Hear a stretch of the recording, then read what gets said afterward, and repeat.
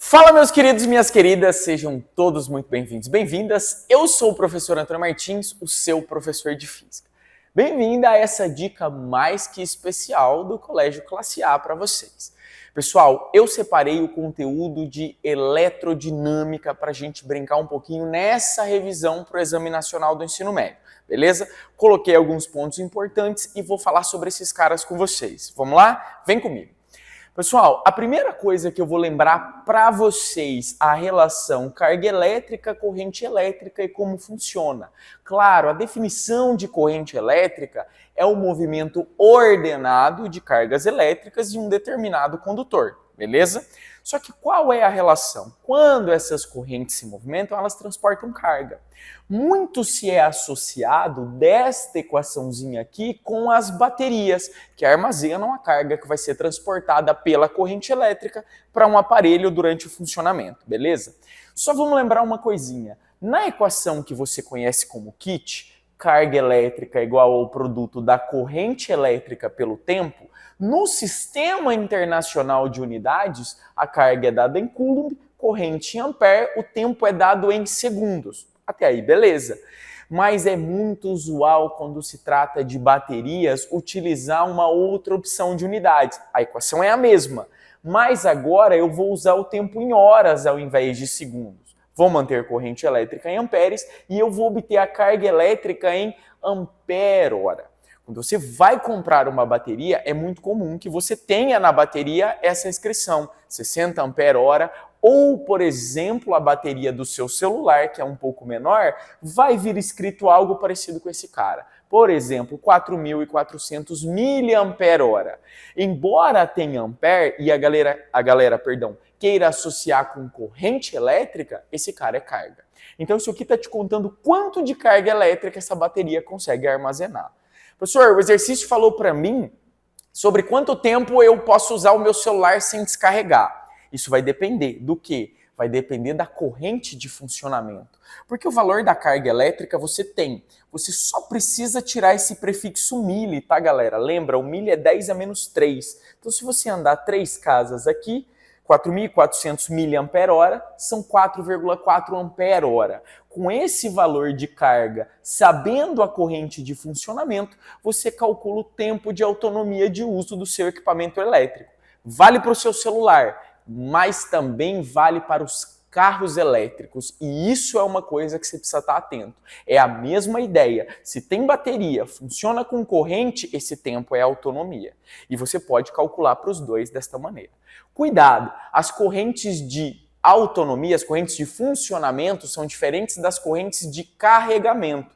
Para carregar o seu celular, geralmente a corrente é mais alta. Você demora 1 hora para carregar, mas você consegue usar ele por 12 horas. Uma corrente um pouquinho menor, beleza? Mas a equação é a mesma. Vou te lembrar uma outra coisa. Vai que por algum motivo ele quer que você brinque com esse cara em unidades do SI. É só abrir. Lembra, esse milli é um 10 a menos 3. Enquanto para eu transformar de hora para segundo, o que vai me levar para a unidade do SI, é só lembrar que 1 hora tem 3.600 segundos. Você vai abrir o milli com 10 a menos 3 no lugar do hora 3.600. Esse produto inteiro, vai te dar o valor da carga em unidades do Sistema Internacional. Beleza? Então associamos esses caras, bateria, celular, carro elétrico, dispositivos elétricos, pode aparecer para você. Ótimo? Vamos lá. Agora, a gente também pode falar sobre circuitos elétricos. Para isso, eu preciso que você entenda uma coisa. Toda vez que a corrente elétrica for percorrer um material, ela estará sujeita a uma coisa chamada o quê? Resistência elétrica. Os materiais, por si só, têm a capacidade de se opor à passagem de corrente. Alguns se opõem mais, os resistores, que vão transformar parte dessa energia elétrica em energia térmica através do efeito Joule. Alguns conseguem se opor menos, que eu posso chamar de condutores em algumas situações. Mas mesmo os condutores, eles têm uma resistência elétrica, mesmo que baixa. Beleza? Então vamos lá. Se eu entendi o que é resistência elétrica, vou me opor à passagem de corrente, converter uma parte da energia elétrica em térmica, efeito Joule, eu preciso entender que resistência elétrica é tratada em 2 equações, as 2 leis de Ohm. Beleza? Vamos lá. Primeira lei de Ohm. trata de resistência elétrica baseada nas características do circuito. Aí você olha para mim e fala, professor, tá bom, mas quais são as características do circuito? Lembra, se você pegar qualquer aparelho para funcionar, esse aparelho pode ser considerado em alguma medida um resistor. Por exemplo, uma lâmpada incandescente. Quando você ligar esse cara numa tomada, por exemplo, uma tomada 110 volts, você está submetendo esse aparelho a uma diferença de potencial.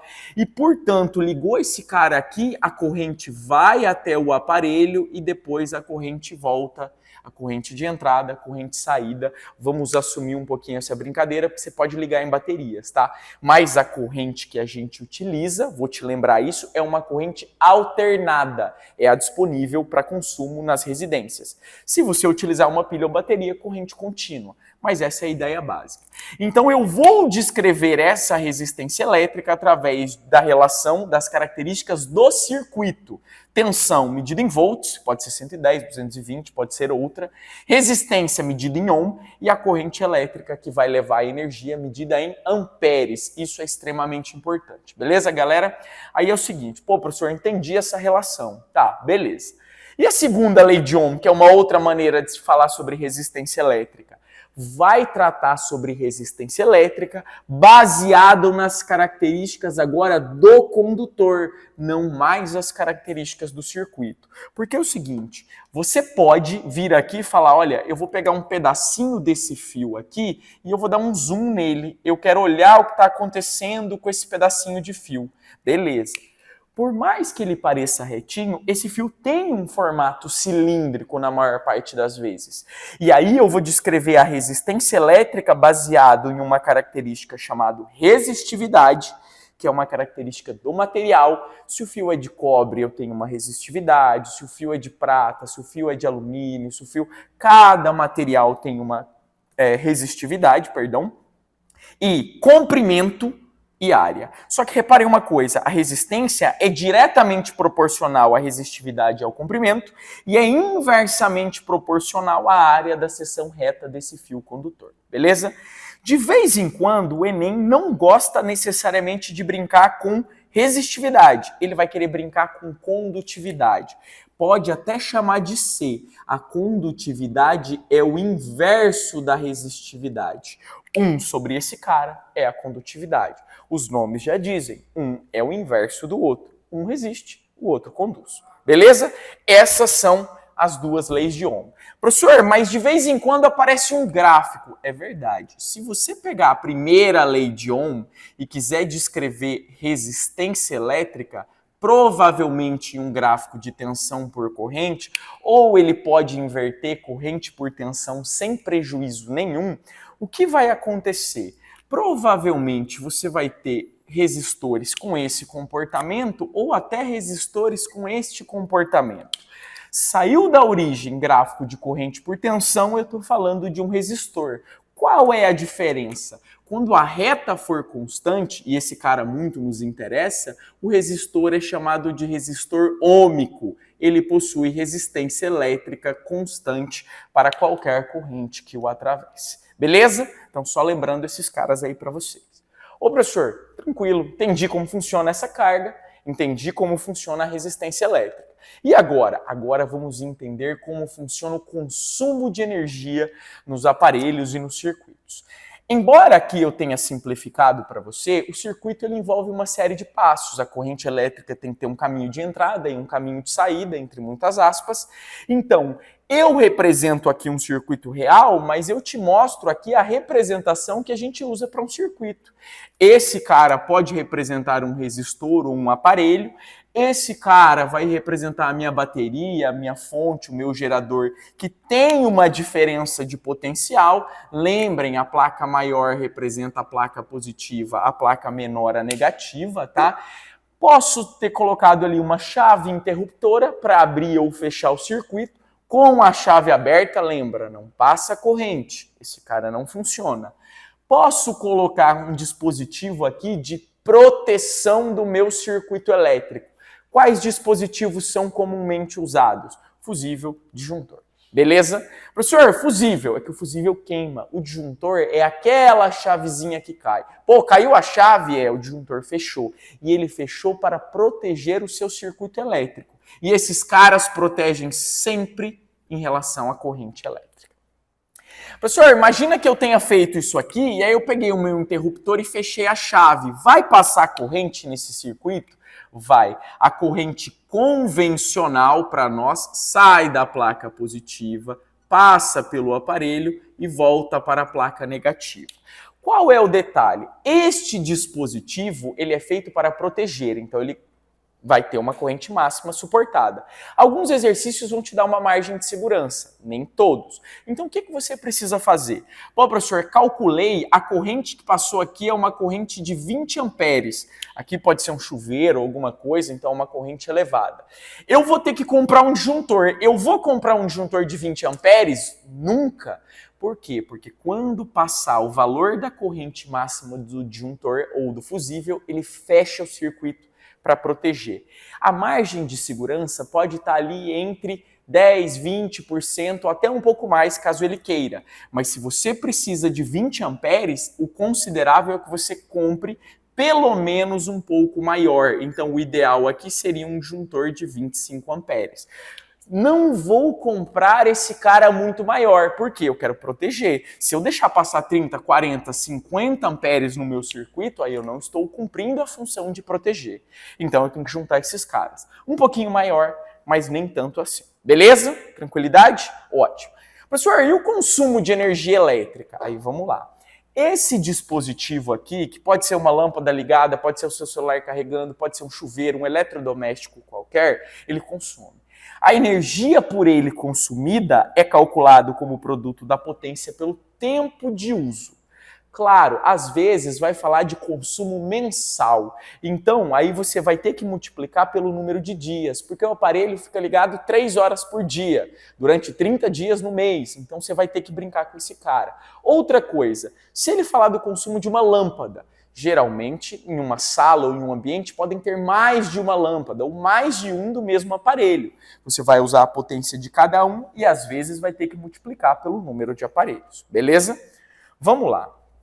Professor, e agora? O que são esses caras aqui? Unidades de medida, extremamente importante. A energia tem que estar em joule, a potência tem que estar em watt e o tempo estar em segundo. Essas são as unidades para o sistema internacional. Mas existe outra opção, que é inclusive o que a concessionária de energia vende para você. Ela vende na sua casa, nas empresas ou consumo no Brasil, em quilowatt-hora. Esse cara tem que estar em hora, não mais em segundo. O tempo precisa estar em hora e a potência precisa estar em quilowatt. Professor, mas como que eu transformo isso? Muito simples, o K é 10 ao cubo. Se você pegar um aparelho de 7.000 watts, divida esse cara por 1.000. Quer dizer que esse cara tem uma potência de 7 quilowatts. Então, só para a gente ter uma ideia, um exemplozinho bem básico. Professor, mas e se o exercício falar sobre o custo? Calcule o consumo e multiplique pelo valor do quilowatt-hora, que provavelmente, ele forneceu para você no enunciado do exercício. Beleza? Então tá aí. Lembramos esses caras. Próximo ponto. Tudo que consome energia elétrica tem que converter. A lâmpada, ela tem que pegar a energia elétrica e transformar em energia luminosa. Outros aparelhos fazem outras conversões, beleza? Então o que eu preciso que você entenda? Tudo que converte tem potência. E nesse caso que converte energia, é energia elétrica. Então aqui é uma potência elétrica, beleza? 3 equaçõezinhas para potência elétrica. Eu posso calcular como π, que é o que a galera conhece muito, por ou pri. Lembra, mantenha tudo em unidade do SI. A gente já brincou, corrente elétrica em ampere, resistência elétrica ohm, tensão em volts e potência no sistema internacional watts. Mantenham as unidades do SI. Beleza? Agora, entenda uma coisa. Galera, primeira coisa, a potência é diretamente proporcional à corrente. Pegue um chuveiro elétrico, um dispositivo que tem uma potência muito grande. Ele precisa de uma corrente elétrica elevada. Mas o chuveiro elétrico, geralmente, ele é multitemperaturas. Quanto mais quente você quiser a água na saída, maior tem que ser a potência do equipamento. Se você precisa de uma potência maior, você precisa de uma resistência elétrica menor, porque você vai permitir que passe mais corrente por esse aparelho. Então, potência é inversamente proporcional à resistência. Lembrem-se disso. Claro, aqui eu estou me baseando num chuveiro ligado sempre na mesma tensão. Beleza? Tranquilidade? Vamos seguir. Vou te contar um detalhe. Da mesma forma que carro elétrico, todas essas questões estão aí bombando, também está bombando placa solar, energia solar ou fotovoltaica, como queira. Então eu vou te dar uma dica, é o seguinte: se aparecer algo sobre radiação solar, incidência solar ou afins, dá uma olhada no seguinte, ele vai te falar algo parecido com isso. A incidência de radiação solar é aproximadamente 400 watts por metro quadrado. Até aí, beleza. Imagina que você tenha uma placa solar de 2 metros quadrados. O que isso significa? Se são 400 por metro quadrado e eu tenho 2, está chegando uma potência total na minha placa de 800 watts. Até aí, beleza. Eu vou conseguir usar tudo isso? Não. O rendimento dessas placas ainda é relativamente baixo. Então ele vai te falar, por exemplo, vamos considerar um rendimento de 20%. O que isso significa? Significa que você vai pegar a potência total, multiplicar pelo rendimento 20% 0,2 e vai ter útil para você utilizar, para aquecer água, para acender lâmpada, para fazer o que você quiser, 160 watts. Beleza? Então, essa relaçãozinha aqui é extremamente importante, pode aparecer para vocês. Beleza? Vamos agora para o nosso último tópico, que é a associação de resistores. Pessoal, seguinte, associação de resistores. São duas, série, paralelo. Professor, mas e a associação mista? A associação mista é composta de série e paralelo. Cabe a você identificar. Vamos dar uma olhadinha no seguinte. Professor, quando é que dois resistores estão associados em série? Quando não existe nó entre esses resistores. Professor, mas o que é nó? Nó é uma divisão de fio. Se você pegar um fiozinho, se esse fio se divide em 1, 2, 3 partes, isso aqui para nós é considerado um nó. Agora, se você olhar nesse circuito que aqui está, desde a bateria até aqueles caras, não tem nenhuma divisão de fio, diferente daqui. Aqui tem uma divisão de fio, aqui tem um nó, aqui tem uma divisão de fio, tem um nó. Então, a associação em série é quando não existe nó. Quando isso acontece, o que você vai lembrar? Os resistores têm que ser percorridos pela mesma corrente elétrica, mesmo eles tendo valores diferentes. Esse cara é R, esse cara é 3R, não tem problema. A corrente é a mesma, não tem nó para a corrente se dividir. Agora, eles não estarão submetidos à mesma tensão elétrica ou diferença de potencial. Por quê? O resistor maior vai precisar de uma diferença de potencial maior. E aí eu só preciso que você lembre uma relação. Qual relação? Dá uma olhada no seguinte, esse resistor ele é 3 vezes maior, então ele precisou ficar também com uma tensão 3 vezes maior. Agora, se esse cara precisa de uma tensão 3U e aquele cara precisa de U, no fundo essa fonte tem que fornecer para mim esses 4 U's. Se você somar a tensão dos resistores, isso vai me dar a tensão da fonte na associação em série, beleza?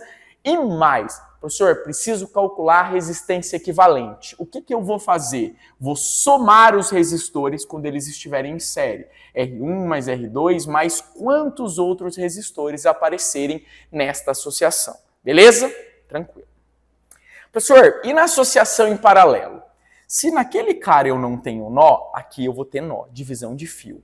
Mas você pode dar nome para esses caras, então muita atenção com isso. Por quê? Bom, eu vou chamar essa placa positiva da bateria de A, quer dizer que todos os pontos que não tiverem nenhum dispositivo do circuito elétrico, eu também posso chamar de A. Eu vou chamar a placa negativa de B. Todos os pontos que não tiverem nenhum dispositivo do circuito podem ser chamados de B. Então repare uma coisa, não basta que exista um nó, esses caras têm que estar entre nós com o mesmo nome. Esse está entre A e B, esse está entre A e B, pronto, esses caras estão em paralelo. Se você deu um nome e está um entre A e B, o outro entre A e C, opa, peraí que esse cara não está bem em paralelo, eu vou ter que ver uma outra coisa aqui no meu circuito, beleza? Agora, vamos lá. Olhei esses caras, estão em paralelo e eles estão com a mesma tensão da fonte, a diferença de potencial entre os pontos A e B. Então a principal característica da associação de resistores em paralelo é a mesma tensão. Se a tensão da fonte for U, cada um desses caras estará submetido à tensão U. Tensão que eu falo 110, 220, 12 volts, alguma tensão que esteja ali. Beleza? Agora, o que eu vou olhar com vocês? Eu preciso lembrar que a principal aplicação que a gente vai fazer ali é a aplicação da primeira lei de Ohm. Repara uma coisa, quando aqueles caras tiverem a mesma... Então vamos aqui, ó, vou até voltar. Quando eles tiverem a mesma tensão, a gente pode falar que esses dois caras são inversamente proporcionais. Quem tiver uma maior resistência elétrica será percorrido por uma menor corrente. Beleza? Então, se eu falar para você que a corrente que passa no resistor maior vale I, nesse cara que é um resistor menor, tem que ser diferente. E aí você consegue observar a mesma relação, mas agora inversamente proporcional. Quando você vem de 3R para R, esse cara foi dividido por quanto? Por 3. Então quer dizer que a corrente elétrica vai ficar o quê? Multiplicada por esse fator 3. Aqui era todo mundo multiplicado pelo fator. Aqui é inversamente proporcional. Beleza? Além disso, o que mais eu vou te contar? Lei dos nós. A gente sabe o que é um nó. E no nó eu vou ter divisão de corrente, mas a corrente que entra tem que ser igual às correntes que saem do nó. Se lá está passando uma corrente I e aqui está passando uma corrente 3I, quer dizer que a corrente que está percorrendo o circuito de maneira total é uma corrente de 4I. Beleza, galera? Tranquilo até aqui? Ótimo. Então vamos lá. Último detalhezinho. Se eu precisar calcular a resistência equivalente desse cara. Resistência equivalente. Eu posso calcular aqui por associação em paralelo como sendo a soma do inverso. Ou quando eu tiver um par de resistores, fica mais fácil fazer o produto pela soma. Muitos de vocês adoram. No fundo, esse cara vai funcionar para quantos resistores tiverem, mas para os pares a gente pode usar esse aqui. Beleza? O último detalhezinho para a gente terminar. Se eu for usar os elementos de medida dentro de um circuito elétrico, amperímetro, voltímetro e afins, só lembre de uma coisa, tá? O amperímetro, vou até usar o meu circuitozinho aqui de cima para brincar. O amperímetro é um dispositivo que mede corrente elétrica e ele sempre tem que ser ligado em série. Faz diferença se eu vou colocar ele antes ou depois? Não, desde que ele esteja ligado em série. Agora, e o voltímetro? O voltímetro deve ser ligado em paralelo com o que se queira medir.